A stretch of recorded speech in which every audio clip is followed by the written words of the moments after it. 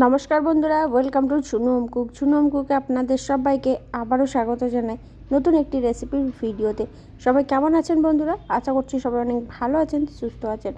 আজ আমি আপনাদের সাথে পালং শাকের নতুন একটি রেসিপির ভিডিও শেয়ার করব। আশা করছি এইভাবে আগে কখনো বানিয়ে খাননি। অবশ্যই বন্ধুরা একদিন গরম গরম ভাতের সাথে পালং শাক এইভাবে বানিয়ে খেয়ে দেখবেন, খেতে কিন্তু অসাধারণ লাগবে। চলুন তাহলে দেরি না করে রেসিপিটা শুরু করি।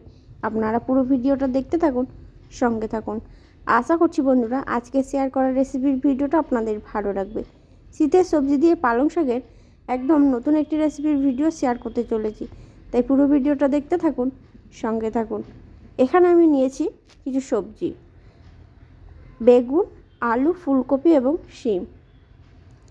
4 রকমের সবজি আমি নিয়েছি। সবজিগুলো আগে থেকে কেটে ধুয়ে জল ছড়িয়ে নিয়েছি। নতুন বন্ধু যারা আছেন এখনও চ্যানেলটিকে সাবস্ক্রাইব না করে থাকলে অবশ্যই সাবস্ক্রাইব করে পাশে থাকবেন আমার শেয়ার করার নতুন নতুন রেসিপির ভিডিও দেখতে চাইলে। চলুন তাহলে বন্ধুরা দেরি না করে রেসিপিটা শুরু করি। আপনারা সঙ্গে থাকুন, দেখতে থাকুন। প্রথমেই আমি গ্যাসের চুলা অন করে কড়াই বসিয়ে দিয়েছি। তারপর কড়াই গরম হয়ে গেছে, কড়াইয়ের মধ্যে দিয়ে দিলাম 2 চামচ মতন সর্ষের তেল। তেল দিয়ে তেল গরম হয়ে গেছে বন্ধুরা। প্রথমে আমি দিয়ে দেবো আলু এবং ফুলকপি আলুটা আগে একটু ভেজে নেব, যেহেতু ফুলকপি আলু সিদ্ধ হতে টাইম লাগে, তাই ফুলকপি আলু হলুদ দিয়ে ভেজে নিচ্ছি। কিছুটা ভাজা হয়ে গেলে দিয়ে দেব বাকি সবজিগুলো। এইভাবে আগে না বানিয়ে খেয়ে থাকলে অবশ্যই একদিন বানিয়ে খেয়ে দেখবেন, দারুণ লাগে, একদম অসাধারণ লাগবে এই রেসিপিটা খেতে। এবার আমি বেগুন, শিম এবং ফুলকপির যে সাদা অংশের ডাঁটের অংশটা ছিল সেটা আমি দিয়ে নিয়েছি তার সাথে। এবার সবজিগুলো খুব ভালো করে ভেজে নেব। প্রায় 3-4 মিনিট মতন সবজি ভেজে নিতে হবে। ভালো করে সবজি ভাজা হয়ে গেলে দিয়ে দেব আদা বাটা। আজকে আমি সম্পূর্ণ নিরামিষ একটা রেসিপি শেয়ার করব শীতের সবজি দিয়ে পালং শাকের, তাই ভিডিওটা স্কিপ না করে পুরোটা দেখুন বন্ধুরা। আশা করছি আপনাদের ভালো লাগবে। এবার দিয়ে দিচ্ছি আমি 1 চামচ মতন আদা বাটা।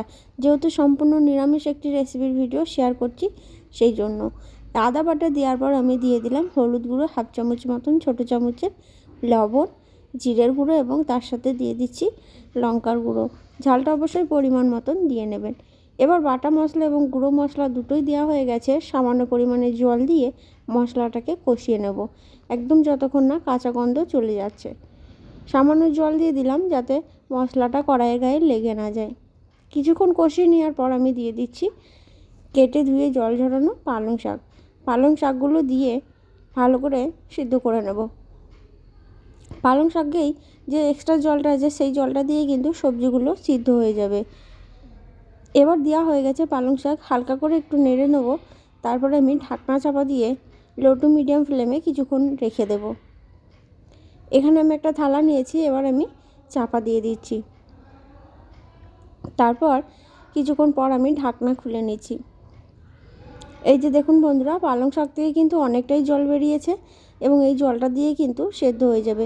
এরকমভাবে 2 থেকে 3 বার ঢাকনা চাপা দিয়ে এবং ঢাকনা খুলে সবজিগুলো পালং শাকের সাথে ভালো করে কষে নেব। এর ফলে সবজিগুলো কিন্তু অনেকটা সিদ্ধ হয়ে যাবে। আবারও আমি একইভাবে ঢাকনা চাপা দিয়ে দিলাম। আবারও কিছুক্ষণ পর ঢাকনা খুলে নিচ্ছি। তারপর ভালো করে একবার নেড়ে নেব। সবজি কিন্তু মোটামুটি সিদ্ধ হয়ে গেছে। এবার আমি এই তরকারিটাকে একটা বাটির মধ্যে তুলে নেব।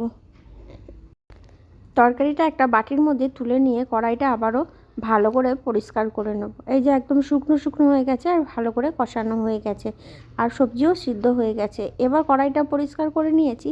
আবার আমি 1 চামচ মতন তেল দিয়ে দিচ্ছি। এই রান্নাটা করতে পুরোপুরি আমার 3 চামচ মতন তেল লেগেছে বন্ধুরা। তেল দিয়ে এবার তেল গরম করে হয়ে গেলে তেলের মধ্যে শুকনো লঙ্কা, তার সাথে দিয়ে দিচ্ছি 5 ফোড়ন। শুকনো লঙ্কা এবং 5 ফোড়নটা একটু ভেজে নেব। প্রায় 10 সেকেন্ড মতন ভেজে নেওয়ার পর সুন্দর একটা সুগন্ধ বেরিয়ে এলে পালং শাক এবং সবজি সব কিছু দিয়ে সামান্য পরিমাণে চিনি দিয়ে দিচ্ছি আর বাকি লবণটা এবার আমি অ্যাড করে দিলাম। চিনি এবং লবণ দিয়ে খুব ভালো করে মিশিয়ে আবারও 2-3 মিনিট মতন কষে নেব।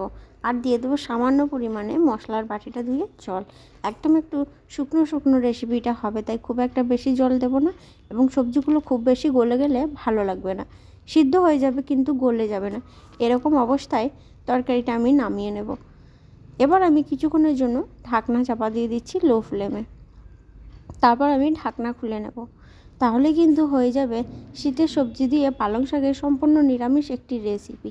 আশা করছি বন্ধুরা আজকে শেয়ার করা রেসিপির ভিডিওটা আপনাদের ভালো লেগেছে। ভালো লাগলে অবশ্যই একটা লাইক, কমেন্ট, শেয়ার করবেন। এখানেই শেষ করছি বন্ধুরা, দেখা হবে পরবর্তী আবার কোনো রেসিপির ভিডিওতে। ততক্ষণ সবাই সুস্থ থাকুন, ভালো থাকুন। পুরো রেসিপির ভিডিওটা দেখার জন্য ধন্যবাদ।